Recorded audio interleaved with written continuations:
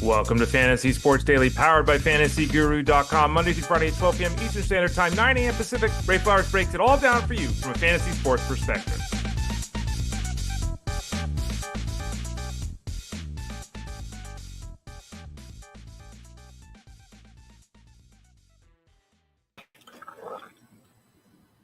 Morning, everyone.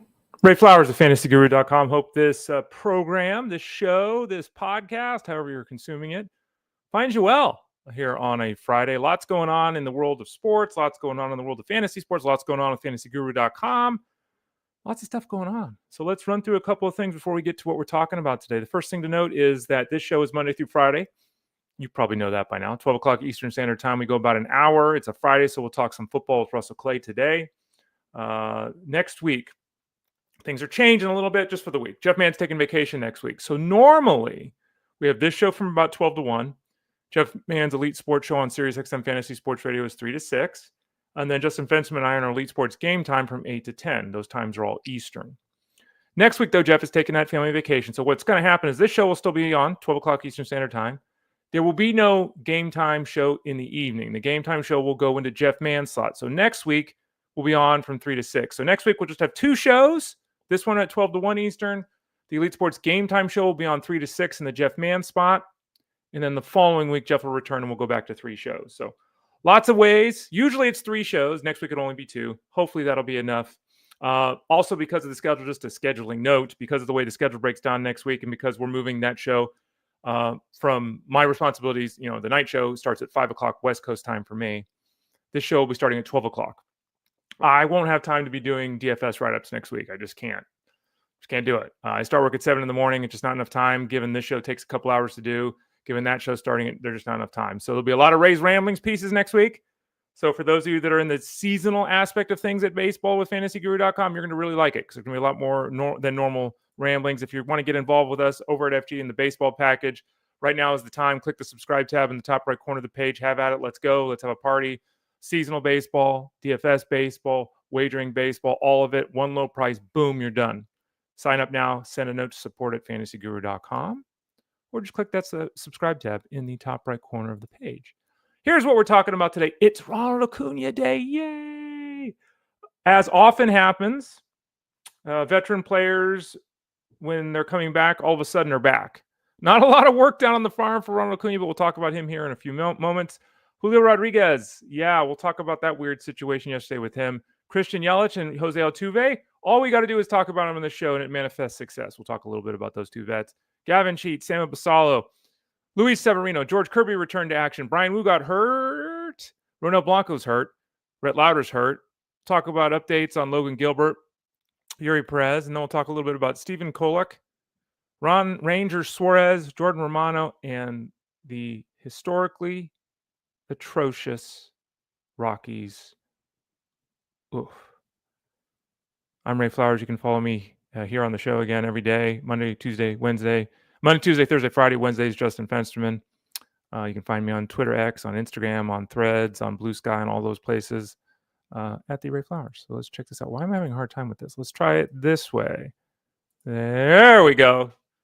Got the tech on. Wondering what I'm talking about? You can actually watch the show live. You can listen to it live. You can listen to it on demand. You can watch it on demand.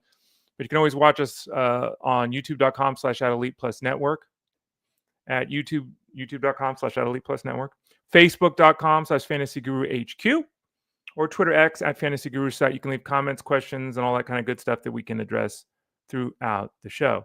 Angelo says, I dodged a bullet. I grabbed AJSS the stream, but changed my mind and benched him. Saved me from losing 15 points. Yeah, we talked about AJ Smith-Shawver last night on the show with Justin Fensterman and I on the Elite Sports Game Time show. His strikeout to walk ratio right now is like 2 to 1, and his whip is 1.4. It's not good. He had a couple of really nice outings. Elder was the one that was demoted, and so I think a lot of people got way ahead of themselves with AJ Smith-Shawver. He's been fine, but again, a 2 to 1 strikeout to walk ratio doesn't work long term, and a 1.4 whip doesn't work long term. So he's got work to do, and last night was rough. So I'm glad you didn't start him, Angelo.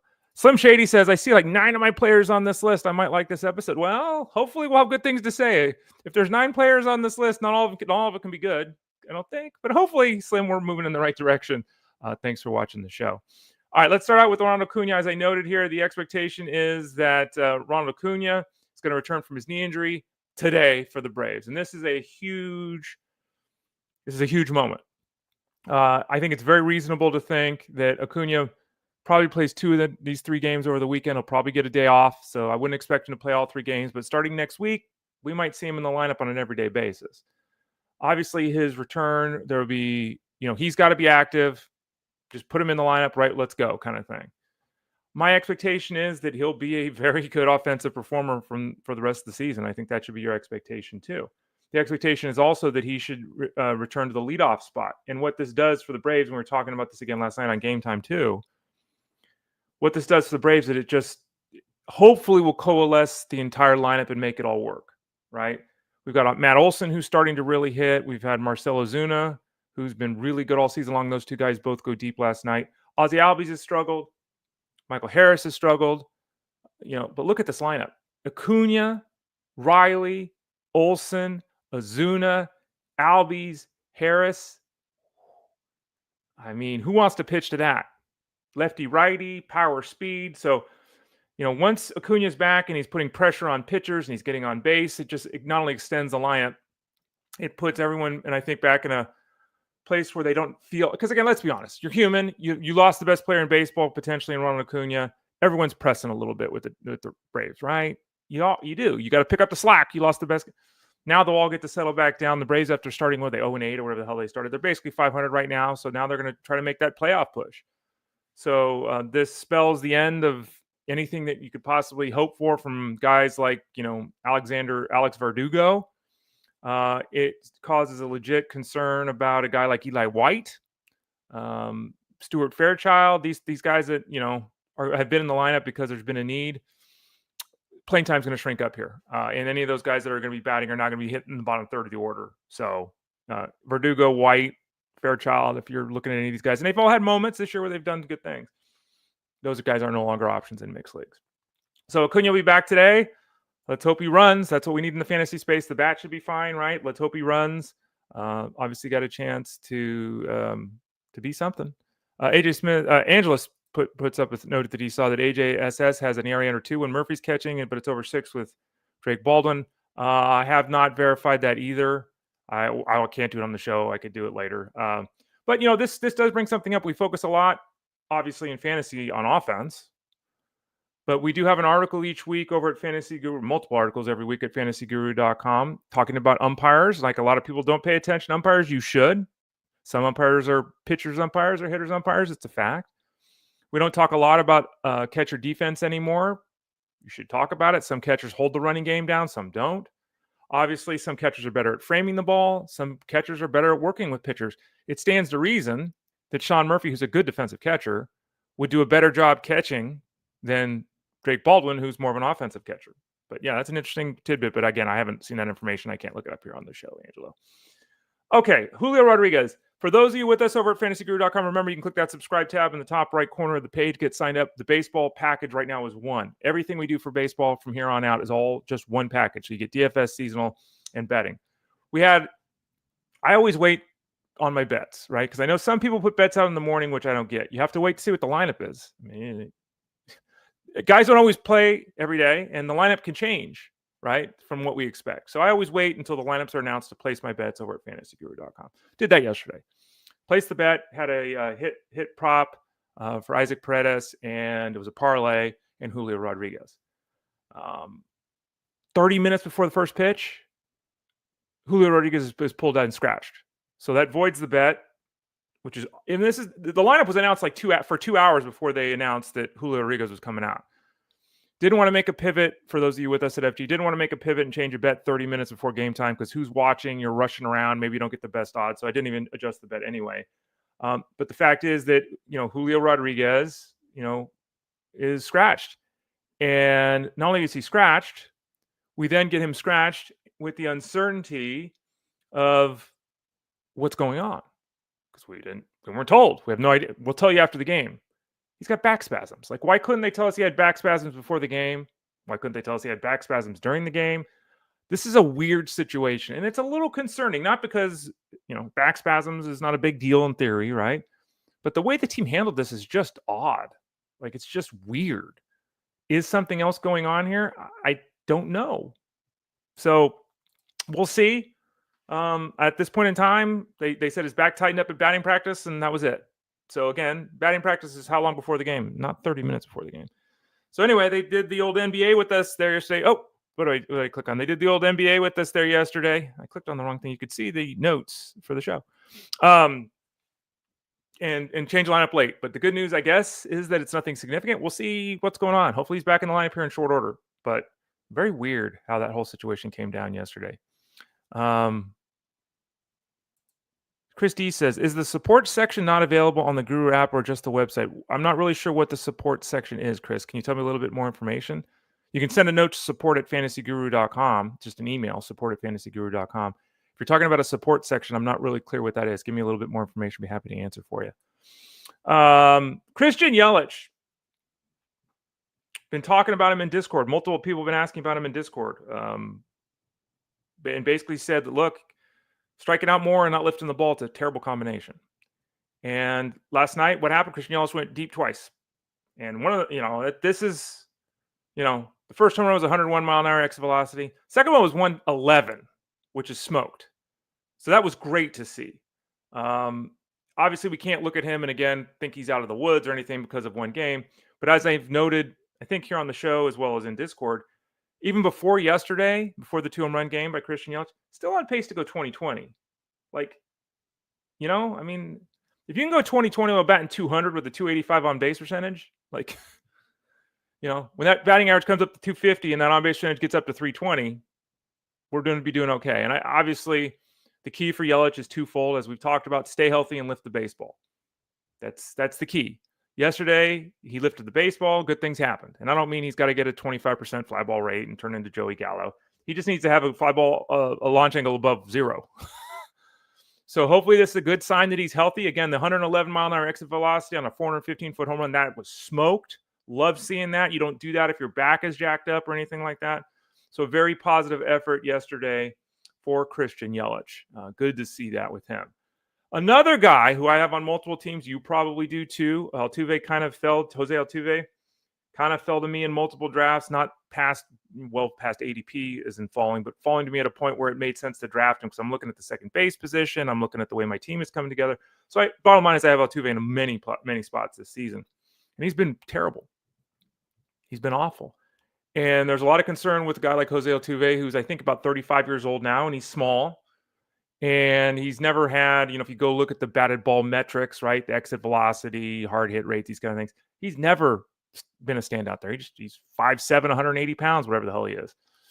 So he's never stood out. So you start looking at the numbers and it's like, well, like, what do we pull away from this? And so he's not somebody that defies analysis, but at the same time, it's like you can't get too far into the weeds with Jose Altuve, kind of like Luis Suarez. It's like, it just kind of is what it is. He's just a good professional hitter. Hitting home runs, going deep twice last night, really attractive for Jose Altuve. So we'll see if moving forward he can continue to improve an OPS that's in the 600s. Whew. He's not running much either. I was talking about this morning in Discord. The Astros need to have multiple things happen. Isaac Perez is now killing it. Jeremy Pena has done really well this season. So those are support guys. That's great. In theory, those guys then get supported by Christian Walker, Jose Altuve, and Yordan Alvarez, and the offense is looking really good. Problem is Alvarez can't get on the field because of the hand injury. Walker hasn't really performed. And, as much as when you're talking about Jose Altuve, he's sucked too. So this could turn pretty quickly for the Astros. They can get Alvarez back. Maybe Altuve starts a little bit of a hot streak here. Christian Walker, so don't give up on the Astros yet. But to date, their offense has been pretty poor. Oh, okay. Chris said that's what he wanted the information about. So yeah, send a support note to support@fantasyguru.com. Send that email. Happy to help you out, Chris. Okay. And welcome. Hopefully you'll find a package that you like over at FG. Speaking of packages, what the hell, since we're talking about it, the football package is available too. I mentioned this yesterday, but let's hit on it here today. Let me get this. If I could figure out how to use, there we go. Right now, the package for football drops on June 2nd. Jeff Mans is telling everyone stuff's going to be out on June 1st. But June 2nd is the official day of the football package. It's now available for purchase over at fantasyguru.com. As you can see there on the screen, the basic package gets you all the seasonal goodness at that price point. I think it matches last year's price point. So we're starting out pretty low here. We'll see that number probably goes up. So take advantage of the discount right now. As you can also see on this next page, we have a multitude of options for the fantasy football product.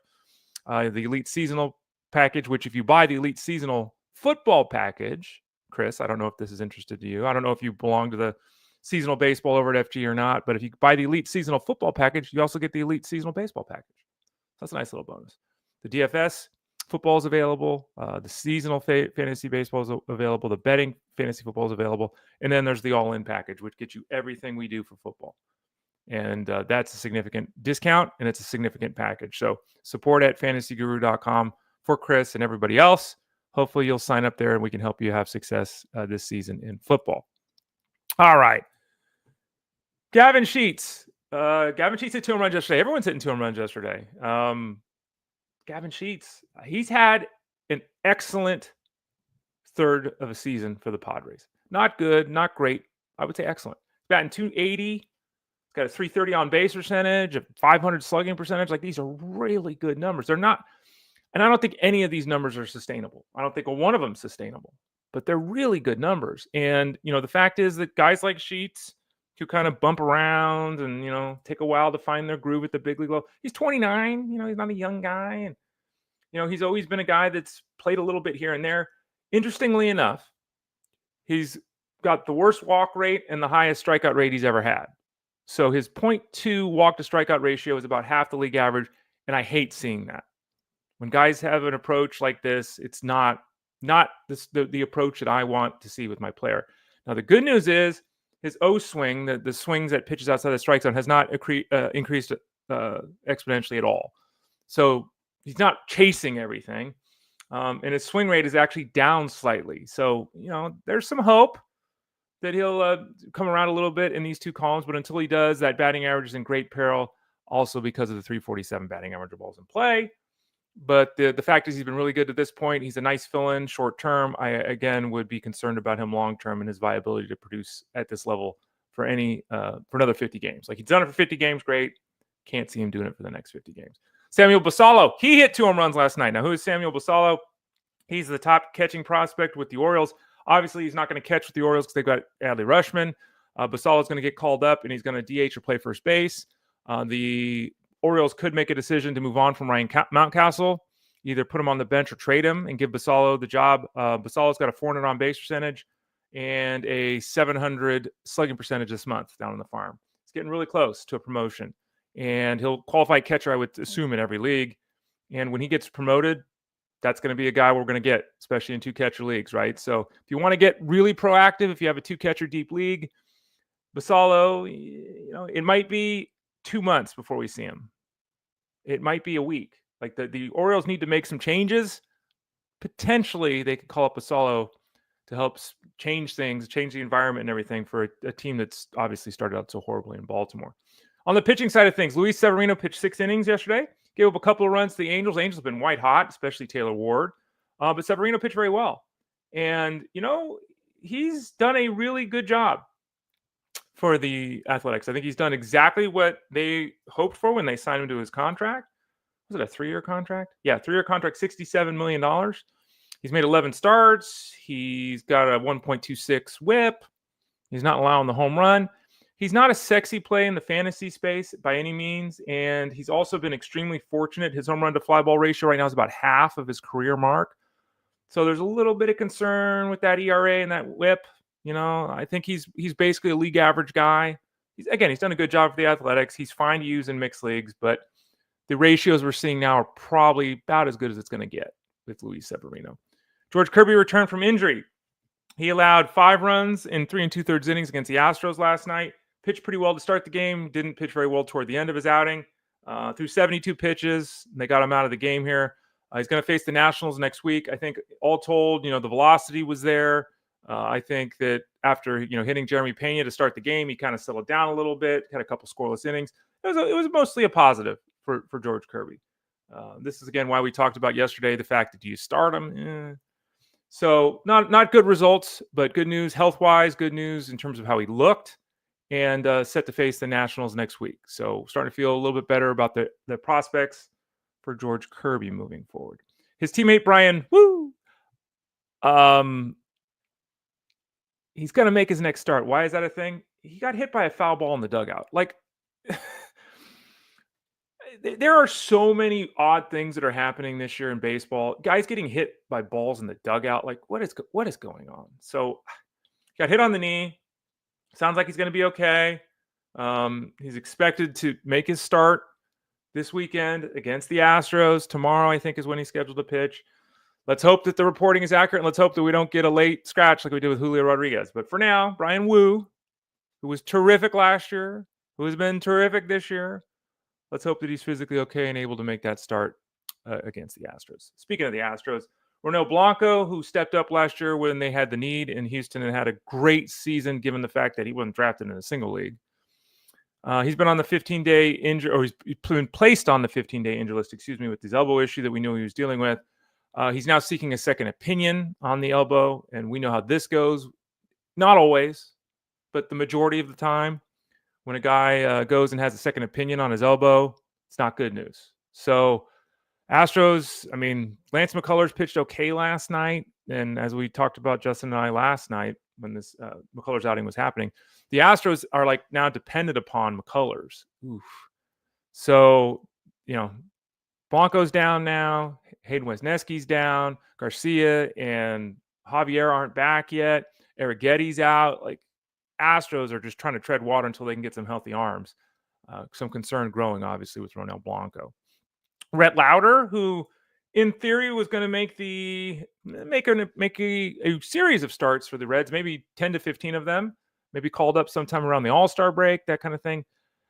I saw the video last night when it happened that he was in a rehab start in the second inning, and he threw a pitch and he grabbed his side and he was doing the old. It's probably an oblique injury. That's a guesstimate, but clearly he threw the pitch, didn't feel right, came right out of the game. He's been dealing with elbow soreness. In this, we depend a lot on rookies, and we depend a lot on guys that are hurt. Like, a lot of people have guys that are hurt, and it's like, all right, yeah, they're going to come back and lead me to a championship. So Rhett Lowder now is a complete wild card, not just the elbow, which apparently has improved to the point where he could pitch. But that side issue last night, it looks like he's going right back on the injured list. And depending upon the severity of the side issue, if he gets shut down for 3 or 4 weeks, he's back at 0 again. That means he's missing all of June. That means we're not seeing him before the All-Star break. No possibility of that. That even means then he's got to go out and prove that he's healthy and able to throw 75 pitches and be successful. May not see him till August now. So we'll see. But if you're depending on Rhett Lowder this season, not bleak, the outlook, but the outlook certainly took a turn for the worse last night. Logan Gilbert is scheduled to throw a simulated game today, which is good news as he's coming back from the elbow injury. They just got back Kirby. The Mariners are trying to get Gilbert back here. It's unclear when we're going to see him. What are we at, the 23rd? 23rd of May is today. So, it's right there on the screen, idiot. Yeah, I put it on the show plan. 23rd of May is today. Maybe 2 weeks from now, I'm guessing, with Gilbert, but it's not likely to be a return in May. But there is an early June return date, clearly possible. Gilbert, good reports on his elbow since he's gone down. Hopefully we'll get those after that simulated game that he's scheduled to throw today. Eury Perez. I was talking about Eury Perez this morning over in the Discord at fantasyguru.com. Through 3 1/3 innings last night at AAA. 61 pitches. He hit 99 miles an hour with his fastball, averaged almost 98 with his fastball. So he was sitting at 97, 98 basically the whole outing. He gave up a couple runs in his 3 1/3 innings, but also had 7 strikeouts. A really positive outing for Eury Perez. And this continues what has been, to this point at least, a non-Rhett Lowder situation where everything he's doing, and as he's coming back from that elbow surgery, everything he's doing is working. And every hurdle he's clearing. So we'll see here. We don't know when he comes up. And this is going to be the real, because he'll probably be up. He could be up in June. He could be up in the big leagues in June. The problem with Perez is he going to be throwing 75 pitches? Are they going to skip starts? How are they going to handle him? That's the real issue in the short term. So as a starting pitcher, if you're throwing 75 pitches, are you getting through 5 innings every time you're out there? So Perez is an extremely intriguing / exciting potential difference maker in the second half of the season in fantasy baseball, but there still are obvious concerns with his workload. But he's, again, checking all the boxes. And we're getting close to seeing Eury Perez back out on the field, which is great for baseball and great for those folks that have him in keeper leagues, such as myself. Stephen Kolek allowed 4 runs, 3 of them earned in 6 innings against the Blue Jays on Thursday. On the other side, obviously, Kevin Gausman was the star, but I wanted to talk a little bit about Kolek, who got the quality start. He allowed 7 hits and 3 walks, though. He's set to face the Marlins next, is Kolek. And so Kolek is not somebody that anyone should be excited about. I don't think that long-term this is a guy we really want to use.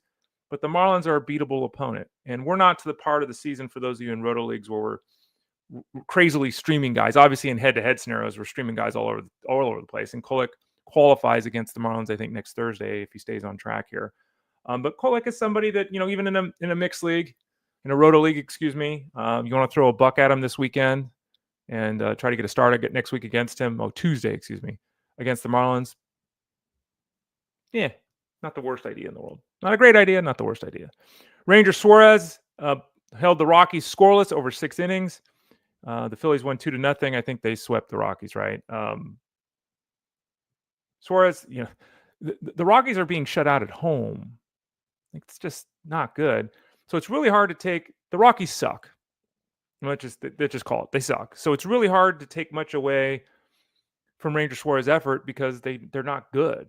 So how much of Suarez, throwing 6 shutout innings is Coors is like, wow, he threw 6 shutout innings of Coors versus it's the Rockies. Really tough to know. He walked 3 guys, struck out 6. So the walk's a little high for him. He's not going to want to be in that zone. Obviously wants to keep the ball down, get the grounders and all that kind of stuff. But he's allowed a total of 3 runs in 20 innings in his last 3 outings. So lost 4 outings. That's good. He's pitching very well. His next start is at home against the Braves. That's not a good matchup. So the next matchup will be really telling for Suarez, because that matchup against the Braves is obviously a much more difficult one than against the Rockies. His teammate Jordan Romano got another save. He's up to 6 saves this year for the Rockies. And again, remember way back to draft season, Ray took Jordan Romano everywhere. He told everyone to take Jordan Romano. Jordan Romano was then drafted by a lot of you. Jordan Romano then sucked. Jordan Romano was then dropped. Jordan Romano then started to pick his game up. And then Jose Alvarado got suspended. And now all of a sudden, Jordan Romano is back to being the closer. Again, this is why I don't like saves leagues. It's very random. But the fact is right now that Jordan Romano is the closer for the Phillies. He's been pitching very well. It's 9 scoreless outings in a row. 9 times. 9 scoreless outings in a row. He's walked 1 guy in those 9 outings. He is back on it. The velocity's back. The performance is back. Now, his, effort here was against the Rockies. And the Rockies suck.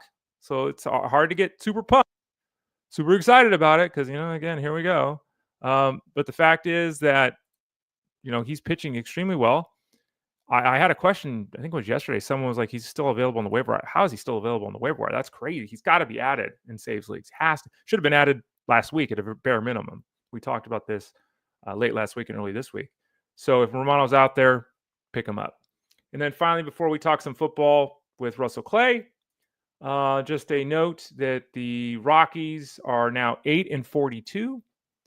Russell Clay's friend went to the Rockies game the other night, and Russ was shocked to hear their record. Yeah, it's that bad. 8-42. That's not good. I mean, this team is on pace to be the worst team ever. I mean, their winning percentage is, 10, 20%, 15%, whatever. It's like, oh my God. And there's no direction here. There's no plan here. We've talked so much about it. The Rockies are bottoming out, and it's not likely to get a ton better in the second half. So we'll see what happens there. But oh my gosh, really, really disappointing. Okay, let's talk some football with Russell Clay of fantasyguru.com. He joins us every Friday here on the show. He also joined us last night on SiriusXM Fantasy Sports Radio. So if you have SiriusXM and you didn't hear his visit, use the SiriusXM app to find Game Time. And then you could hear his visit. It was about, I think it was about an hour and a half in. So the third segment of the second hour. It's Russell Clay at fantasyguru.com. How you doing, Russ? What's up, Bray? How you doing, man? All right. We talked, We talked 16, 14 hours, 15 hours, 16 hours ago, something like that. I can't count, but there you go. We went from the PM to the AM ish. Yeah. Right? On the West Coast, right? Yeah, we're on the West Coast. I'm on the West Coast. Sure, close-ish to the West Coast. How's the temp there? It's getting hot? It's getting warm. I saw a guy the other day. I've been living around him for a few years, and we did the point of 105 plus. We're getting there. We're there. Russ is in Arizona for those people that don't know. And when he says 105, he means 105 degrees. Yeah. So Ray Flowers would not enjoy 105 degrees. Ray Flowers' dog, Ollie, would not leave the house. There's no way. He thinks 75 is hot. So hope Norm doesn't mind and hope he stays inside because he'd probably melt if he went outside too, right? Yeah, Norm, we tried the experiment of bringing him for a ride, and he just gets in the car and then he starts panting, and I go, okay, we're going to do this. Whatever Russ is trying to do right now is not happening. So, yeah. Russell Clay at fantasyguru.com. The NFL is trying to take over the world. I'm pretty sure the NFL is going to try to buy Netflix. I don't know. I'm exaggerating here, but they're trying to take over the world. We know that. Games in every country, all that kind of stuff. Now they're trying to talk about taking over the Olympics. NFL owners approve players being allowed to play in the Olympics in 2028. Flag football is coming to the Olympics. Your thoughts on NFL players, flag football in the Olympics, and the storyline that I have heard, Russ, that there are professional fantasy football players out there, and they might be better to have on the team than NFL players because the game is different. Your thoughts? Number one, this has birthed a great genre of memes where they have like New Zealand's going up against Stephon Diggs and Jamar Chase and Justin Jefferson. So shout out to all those people out there making those. I've quite enjoyed those, but overall, I'm for it. I like the idea. We're already heading towards that as the sport grows anyway. So why not make it an Olympic sport? It'll get some other global countries involved, and they're already heading that way anyway. So, I mean, me and you remember the Robert Edwards thing where he got hurt at the Pro Bowl and it basically ended his career. Yep. Those are going to happen, right? I mean, it also reminds me of when the college players that last 3 to 5 years before NIL, where we all looked at it and said, man, these guys playing in these bowl games, really taking a risk with injury. And then Michigan tight end Jake Butt basically lost his career getting a major injury in a bowl game, and then that was done. So yeah, that's where we're at. It's a big money game now. Even 20 years ago, there wasn't this much money on the line. So they're all with their agents, but I'm sure they'll find a fun way to make all this happen, right? Yeah. What about the idea? Because again, I heard this mentioned that the flag football players would be better for the team than, Marvin Harrison and Justin Jefferson. Do you buy that line of thought? I mean, it's like, it's a different game. Flag football is different than playing the NFL. Let's not act like they're the same thing. But really? No. Do you really think that? Okay, you're agreeing with me. Like, that's a preposterous statement. Yeah, no chance. Okay, 0 chance. Yeah, that seemingly is people are, and maybe people just want it to be like a Mark Wahlberg situation. What was that movie that he was in when he was on the Eagles? Polly. Oh Jesus! I'm trying to remember the name of the movie, Invincible or whatever the hell it is. But yeah, that's not real. Okay, we'll move on from that. Tush push is still legal. Do you like it when men run up behind a quarterback and pushes Tush into the end zone? Do I like it? No, I hate it. But can we outlaw it? No. Right? No. We can't outlaw it. It's a clear advantage for one team, and we've seen other teams fail miserably trying it. So it's not just automatic advantage, though it is, but not every team gets it 100% of the time. Like this Eagles weird setup of jack quarterback and awesome offensive line. So do I love it? No, I hate it, but we'll accept it. I think it'll be gone once Jalen Hurts gets into his 30s. So we'll be fine.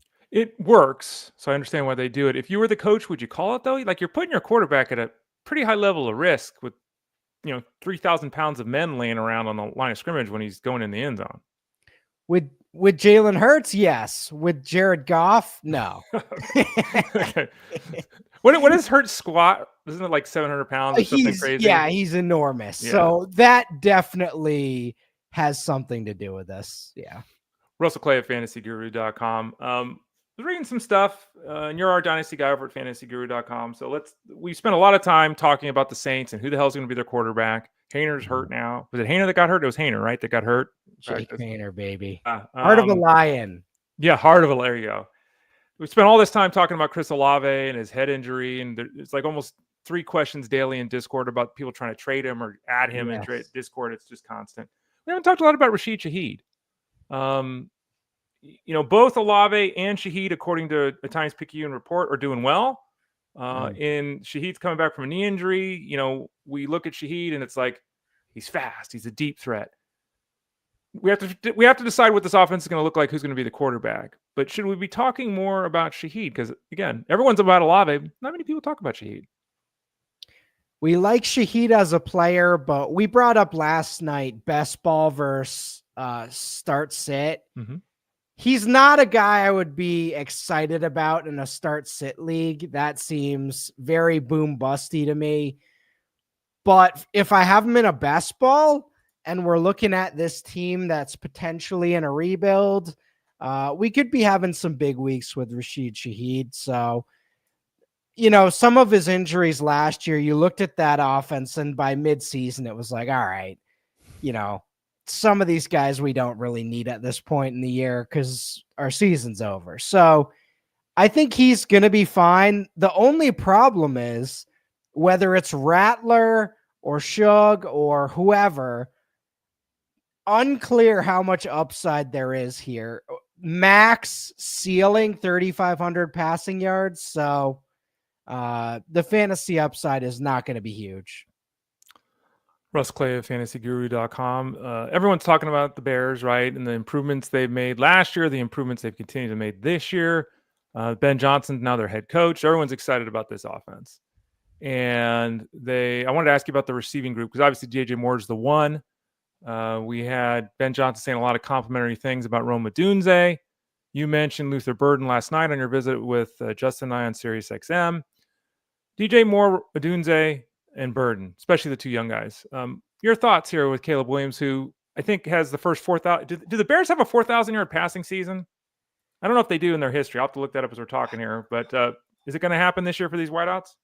I always remember Jay Cutler and that one year when they were awesome with the nerd. Remember that coach they had with the glasses and we all thought it was going to be awesome. And then Actually, hold on. I gotta look this up. I don't think he ever got to 4,000. I think you're right. I'm okay. Jay Cutler is the all-time leader in franchise history. He's the only quarterback in Bears history to throw for 15,000 yards. 15,000 yards. Man, yeah. Mark Trestman. There you go. Those years. So no, he never did it. No one's thrown for 3,900 yards in Bears history. I love their team this year, and I think they do have a big ceiling. The thing is, it could look a lot like DJ Moore has 1,100 yards, Luther Burden has 800 yards, and Rome Odunze has 800 yards, and then Loveland has like 5. So that is going to be a tough one for fantasy, but it all comes down to Caleb Williams, and I do think he can be a guy who can have 4,500 to 5,000 passing yards at his ceiling.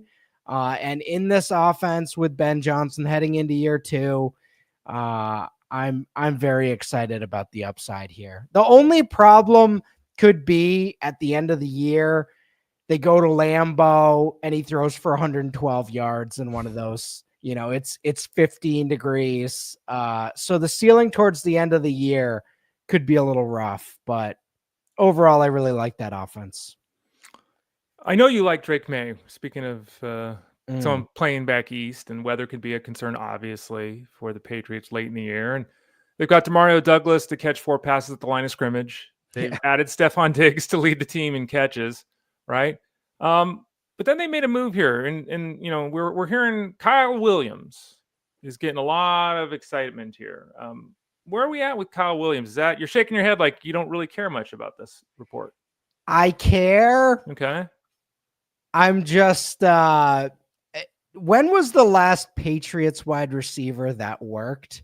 And I got to say, over the last 10 to 15 years, I've been in on a lot of them. I just don't remember a lot of them working. Right. So I was in on N'Keal Harry. I was in on a few others.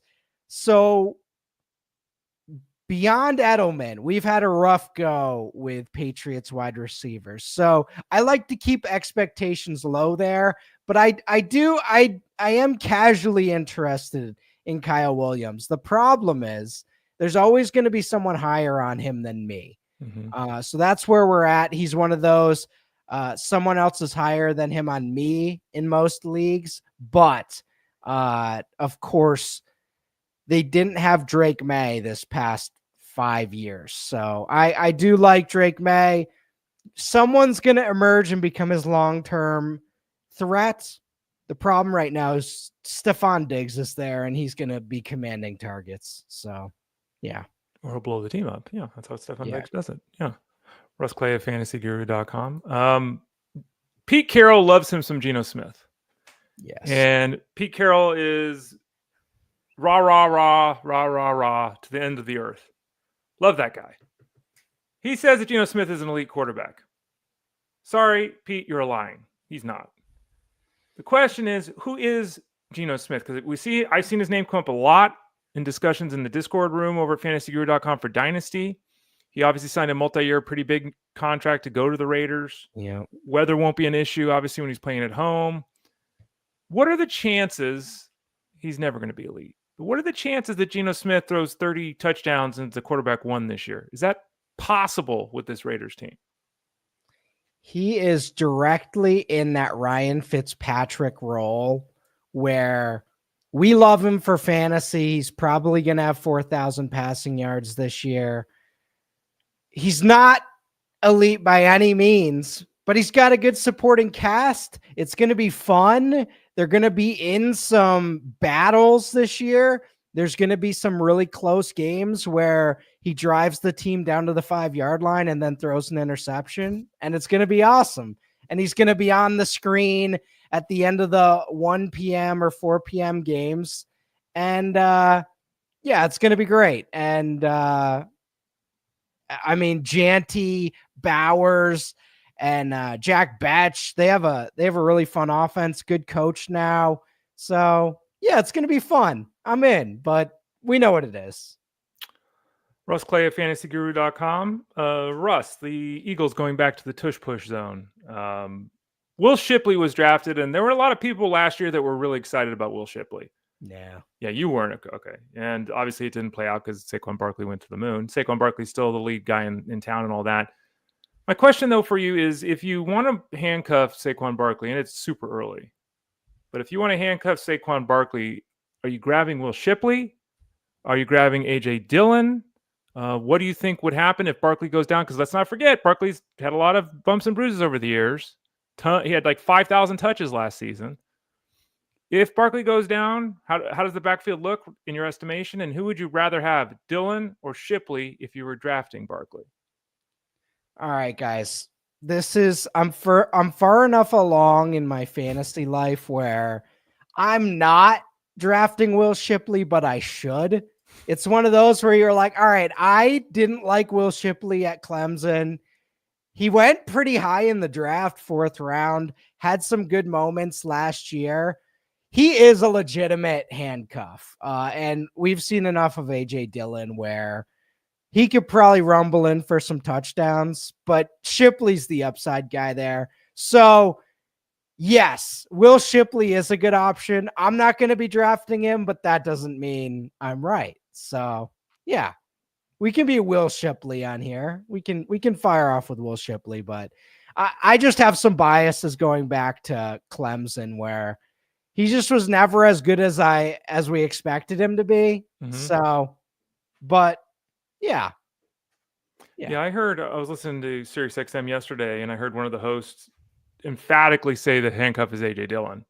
And I was like, "Whoa, Oh, and again, it's early, and maybe that's the way it plays out." But AJ Dillon is he one of the most disappointing players that we had high expectations for that actually had a career? Like, not a guy that was drafted 5th overall, and then he flamed out after a year and a half. But AJ Dillon's been around for a long time. He's been given a ton of opportunities, and all he does is run for 3.8 yards and get tackled. Like, he doesn't do any. He's got huge legs, great. He doesn't do anything. Is he on that list at least? We got to clip that. You're saying he doesn't do anything, and that is exactly what's kind of happened. His problem was he came a few years after Derrick Henry, and we saw a guy who tested well, right? Who was 250 pounds, and we're like, oh, and then we just saw it in real life. We're like, oh yeah, that's right. There's only one Derrick Henry, and the rest just kind of look like this. So he's fine. I enjoy his live streaming more than his football playing. Okay. He was doing farm simulators a few years ago, and that's where we're at with AJ Dillon. So shout out to him. He's in the card hobby as well. Okay. But I have a feeling that's going to be his new profession in a few years. Russ, what about the situation in the backfield with the Titans? Lots changing, obviously, with the Titans. So a lot of things to analyze there. We spent a lot of time with this team talking about the quarterback, Cam Ward, the number 1 pick. The backfield, Tony Pollard's the lead guy, and then it's Tajay Spears, and they drafted Khalil Mullings. And then we get the head coach, Brian Callahan, say, well, we're going to use all 3 of these guys. Coaches say a lot of things that don't end up being remotely true. Coaches can have a plan in May that once the season starts, obviously is in the toilet. What are your thoughts with this backfield in general? If any team uses 3 running backs, it's not good. At the same time, every team uses 3 running backs. It's just, one guy's getting 40 snaps, the other guy's getting 20 snaps, the other guy's getting 6 snaps. What's this backfield? Is it Pollard by a landslide and he's an RB2 and then there's Spears and we'll figure it out? Or what are you thinking at this point in time? It's early. I just look at how this Titans offense was put together, and it feels very expansion drafty, where they just snagged all the players that nobody protected. And they got Ridley, who's solid. They got 33-year-old Tyler Lockett. They have busted up Treylon Burks. And then they have this Pollard Spears thing that individually I like Pollard, I like Spears, but it's nothing I'm too excited about. So this year's all about developing Cam Ward. They'll probably use Pollard and Spears quite a bit, but for fantasy beyond best ball, I don't have much interest in this backfield. Not buying the 3-headed monster talk either. It's not Ghidorah, like for those of you that are fans of Godzilla.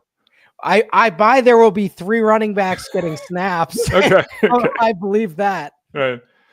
This is a personal question for you. Okay. You're a Dynasty guy. You and I have talked about the fact that I was in a Dynasty league. We have 50 roster spots and we decided to start over. We went from 16 teams to 12 teams. We're doing a 45 round draft right now for this 12-team IDP Dynasty draft. I kept waiting on tight end. I kept waiting on tight end. I kept waiting on tight end. I ended up with my tight end here as Kyle Pitts, who went off the board in the 17th round as pick 196. Okay. I think he was like the 17th or 18th tight end off the board. So I'm like, all things considered, okay, right? But I'm also thinking I'm going to get somebody else. And I'm looking at the tight end group, and it's starting to get a little thin. And so my pick is up right now, and we're on pick at 244. Chigakonkwo or Dallas Goedert? Which one of those guys? Ooh, not even a look or smile at all. Like, you don't like either one. But if you were taking one to back up Kyle Pitts, do you go with the younger Okonkwo? We're just talking about the Titans. Do you go with the older Goddard, who I guess is an Eagle for one more year, and then we'll see? Which one of those guys tickles your fancy? I moved Dallas Goedert up this week in the ratings, and I've underrated him his entire career. He's in a great offense, constantly has tight end 1 weeks. So I would probably go Goddard there. But Okonkwo's the one guy in that offense other than maybe Alec Manor where you say, all right, I see some viable upside there. And especially with Cam Ward, you have Pitts, so you have a relatively young guy. But Okonkwo, that's a decent upside play. I don't have a lot of him in my dynasty leagues, but he's a decent upside play. And if you're trying to stack younger players, I could see Okonkwo emerging this year. And I've had this debate because it's the stupid slow draft. I've been thinking about this for the last 2 days, and I can't. Like I've had Goddard ahead. My pick actually is up in 1, so I haven't actually made the pick because I'm waiting on someone who's taken 14 hours already. So you said Goddard, but like I keep coming back to Okonkwo, the same thing. It's like he's 25, one guy's 30. Yeah. Okonkwo's giving me 7 points a week. Goddard's 9 and 10. It's like final answer, Russ. What are we doing? I would go Goddard. Okay. But yeah. Damn it. That's how I had Goddard ahead of Okonkwo in my final call too. So there we go. We'll see if it works out. The guy picking before me will probably just take Goddard and he'll just end up being Okonkwo anyway. That's the hope sometimes. That's how it works, right? Report this morning. Kevin Stefanski of the Browns, because they've got like 18 quarterbacks right on this roster. Here's the quote. It's going to be a QB competition. It's not going to be everybody gets 25% of the reps. That's not how it's going to be. Okay. How's this going to play out? We keep asking. We keep thinking. Because again, if you're in a dynasty league, this matters. I guess do you just grab Shedeur Sanders in a dynasty league and be resigned to potentially not seeing him much at all this year? Is he the answer? I mean, is Gabriel a better play? Pickett, Flacco, like they don't know what they're doing. We don't know what they're doing. What do you suggest? It does smell like a Joe Flacco week 1 replaced by week 3 type situation. Right.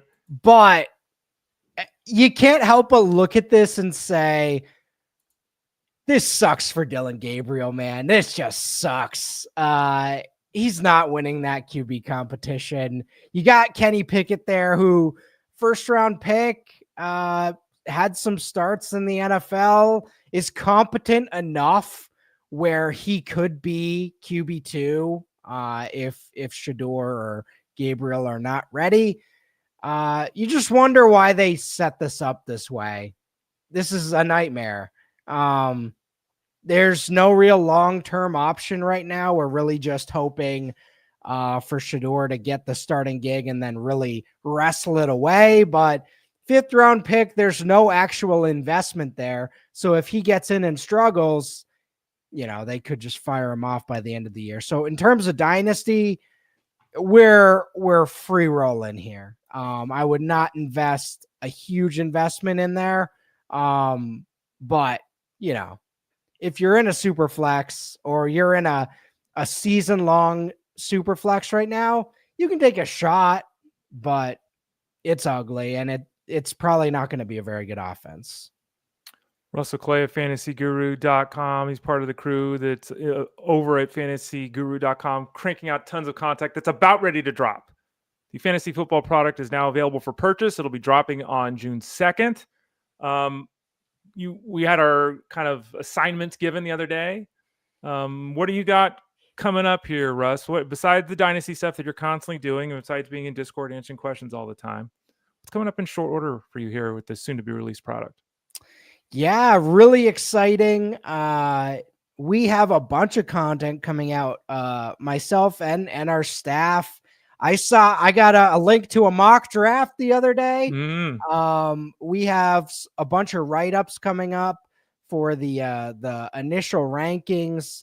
A ton of stuff coming up. I know we have some podcasts on the docket as well. So going to be a great off-season / preseason for us heading into the regular season. This is the time of year where we start to see people really stream into the Discord and get involved in the content and all that. So yeah, it's a fun time of year. Yeah, click that subscribe tab in the top right corner of the page. You can send a note to support@fantasyguru.com. I'm flashing all the products on the page. There's 5 different options for you, including the all-in package, which gets you everything we do with football. And one of the things we do with football is Russ is part of the live stream every Tuesday night. So he's available there. As I noted, he and the rest of us are in Discord all the time, answering questions. Russ updates the Dynasty rankings once a week, correct, Russ? Yes, sir. Every Wednesday. Okay, so he does that. As you can see there, we've got DFS, we've got seasonal, we've got wagering, we've got UFL coverage right now. Mark Hogan's covering that, and as per usual, having lots of success. So check us out over at fantasyguru.com. Get signed up for the product right now. We'll be happy to get you all lined up for the goodness that's about to come. And I think we're doing a slow draft for that staff draft. God, I hate slow drafts. What should the time be? What should the clock be, Russ, if we're doing a slow draft? 4 hours, 6 hours, 10 hours, 2 hours? What should it be? The best way I've seen to do this is 8 hours the first 5 to 7 rounds, and then shift it to 4 hours and just fire off and get rolling. By the way, no one knows this, I don't think, but I've been complaining about the time it's taken people to pick in this draft. So we're going to 4 hours in this draft, I think, tomorrow. So oh, really? I think it's finally happening. Yeah, because we got someone in this league that takes 15 hours to make every pick, and I've made 21 picks in the same amount of time as this person has taken in 3 of the last 4 picks. 15 hours and 3 of 4 picks each. So we're talking 45 hours for 3 picks. So I complained to the commissioner. I said, "Come on, man, this is so." I think we're going to 4 hours tomorrow, Russ. I'll keep you updated on that, and I'll let you know too. Please do. Who I end up at the tight end spot with, the backup Kyle Pitts. Kyle Pitts got any chance this year of being a top 10 tight end? Okay, I've separated my opinion on Kyle Pitts from the fantasy playing version of myself. I still think Kyle Pitts, there's a part of me, maybe like 2%, that's like, yeah, this guy could still be an all-pro. Sadly, the reality since that knee injury is just, it doesn't look the same. So he's 24.